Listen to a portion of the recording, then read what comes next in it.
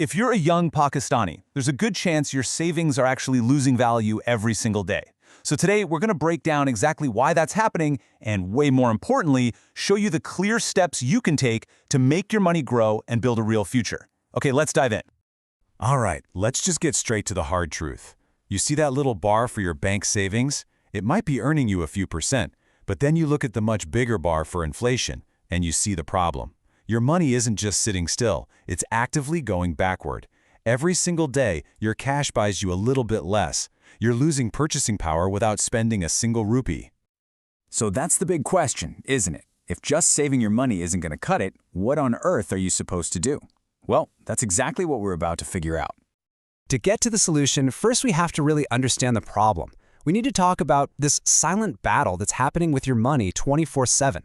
This is why investing is no longer some kind of luxury for the rich. It's become an absolute necessity for anyone who wants to get ahead.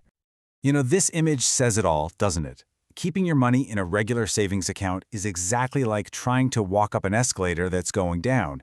You have to jog just to stay in the same place, and the second you stop for a breath, you're sliding backward. That's inflation, quietly, relentlessly pulling down the value of your hard-earned cash. Okay, so we've really established the problem. So what's the solution? How do we find an escalator that's actually going up? The answer, in one single word, is investing. So what even is investing? Let's make it super simple. It's just the act of putting your money into things, we call them assets, like a piece of a company or property, that have the potential to grow in value.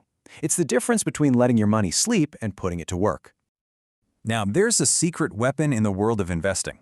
It's a force so powerful that it's been called the eighth wonder of the world. And this quote just nails it. If you get it, you can earn from it. If you don't, well, you end up paying for it in lost opportunities. And that secret weapon is compounding. It's the absolute magic that happens when your earnings start to generate their own earnings. I want you to think of a small snowball at the top of a big hill. As it starts rolling, it picks up more snow, getting bigger and bigger and moving faster and faster. That is exactly what compounding does for your money. And this right here, this visualizes why starting early is everything. Just look at that curve. For the first 10 years or so, the growth is, well, it's pretty good.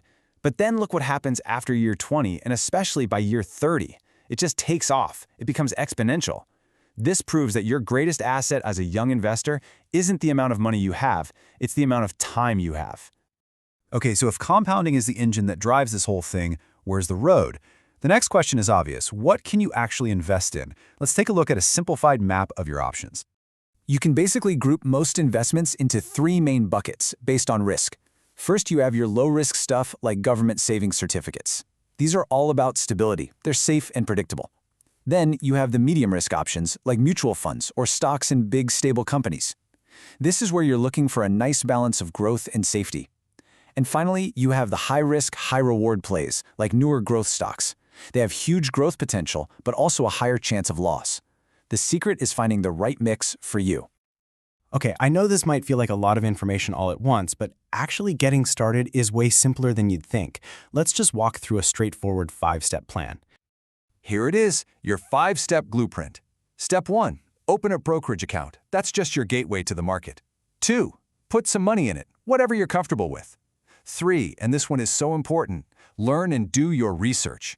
4, start small. You don't have to go all in, just get your feet wet. And 5, don't put all your eggs in one basket. Diversify, and keep an eye on how things are going. That's it. That's the whole process. Before we finish up, we have to talk about the mental side of things. Let's tackle the common fears and the big myths that stop so many people from ever even starting. Okay, myth number 1, and this is the biggest one by far. You need a ton of money to be an investor.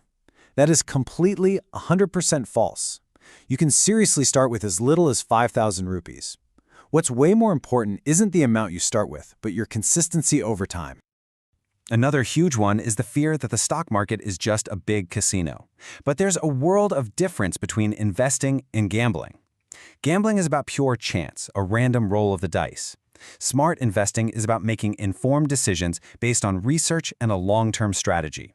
One is based on hope, the other is based on a plan. And finally, we got to get our expectations straight. We all hear those crazy stories about people getting rich overnight, but that's not what this is about. Building real, sustainable wealth, it's a marathon, not a sprint. It takes time. Patience and consistency are what win this race. So, what's the bottom line here? You don't have to just sit there and watch your savings get eaten away. You now have the knowledge, you have a roadmap to take control.